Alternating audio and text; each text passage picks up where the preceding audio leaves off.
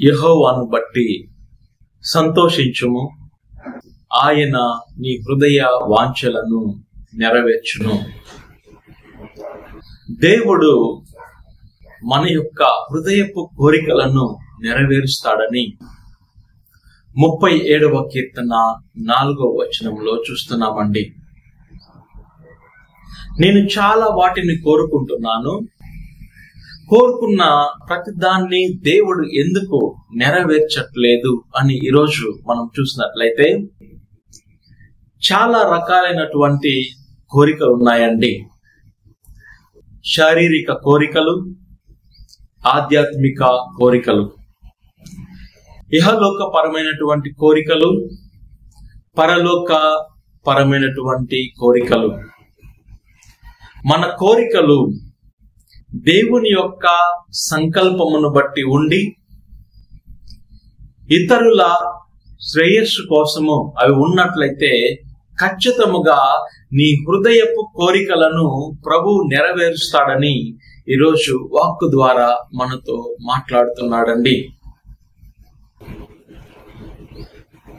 ఈ లోకములో ఉన్నటువంటి మనము మన యొక్క బిడ్డలకు శ్రేష్టమైన వాటిని ఇవ్వటానికై ఆశపడతాం.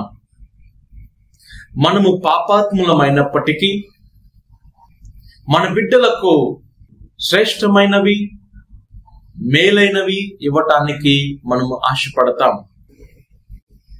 మన పరలోకపు తండ్రి ఇంకా ఎంతగా మనకు శ్రేష్టమైన వాటిని ఇస్తాడో ఈరోజు మీరు గమనించండి.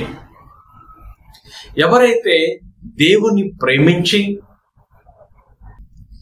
ఆయన యొక్క చిత్తానుసారముగా జీవిస్తారో, ప్రతి దాంట్లో ఆయన యొక్క చిత్తాన్ని వెతుకుతారో, వారి యొక్క కోరికలన్నీ కూడా దేవుని సంతోషపెట్టే కోరికలుగా ఉంటాయి. ఇతరుల శ్రేయస్సును కోరేటువంటి కోరికలుగా ఉంటాయండి.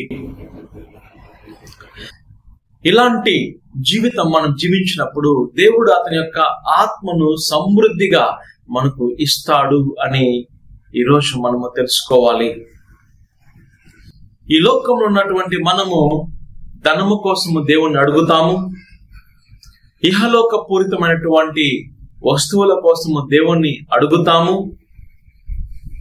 మన ప్రియమైనటువంటి వారు సంతోషంగా ఉండాలి, మనము ప్రేమించేటువంటి వారు ఎల్లప్పుడూ మనతో ఉండాలి అని ఇలాంటి లోకపరమైనటువంటి కోరికలను మన హృదయంలో మనం కలిగి ఉంటాం. ఈరోజు గుర్తించుకో, మన హృదయంలో ఉన్న ప్రతి ఒక్క కోరిక దేవుని యొక్క చిత్తానుసారముగా ఉన్నట్లయితే అది ఖచ్చితముగా నెరవేరుతుంది అని దేవుడు ఈరోజు వాక్కు ద్వారా మనతో మాట్లాడుతున్నాడండి.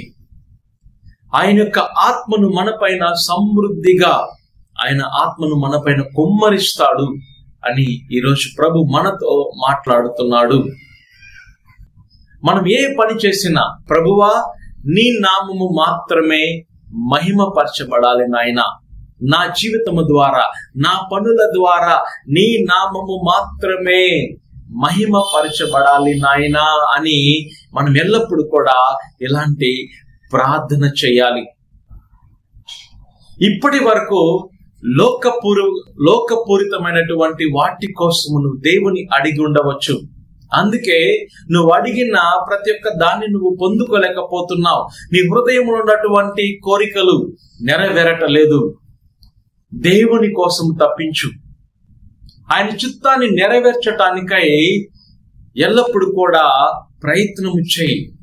ప్రభువా నీ ఆత్మను నా పైన కుమ్మరించు నాయన, నేను నాతో ఉన్నటువంటి వారికి ఒక దీవెనగా ఉండాలనుకుంటున్నాను నాయన. నేను నా ప్రజల మధ్యలో ఉన్నప్పుడు ప్రభువా నా ద్వారా నాతో ఉన్నటువంటి వారు ఆశీర్వదించబడాలి, నా ద్వారా నాతో ఉన్నటువంటి వారి స్వస్థతను పొందుకోవాలి. నీ నామమును బట్టి నీ సేవకుడి ద్వారా ప్రభువా నీ ప్రజలకు మేలు కలగాలి నాయన.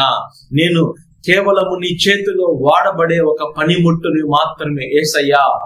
నీ ప్రజల కోసము నీ యొక్క బిడ్డల కోసము నా జీవితము వాడబడాలి నాయనా అని ఇలాంటి హృదయపు కోరికలు మనం కలిగినట్లయితే ఖచ్చితంగా దేవుడు మన యొక్క హృదయపు కోరికలను నెరవేరుస్తాడని ఈరోజు ప్రభు వాక్కు ద్వారా మనతో మాట్లాడుతున్నాడండి.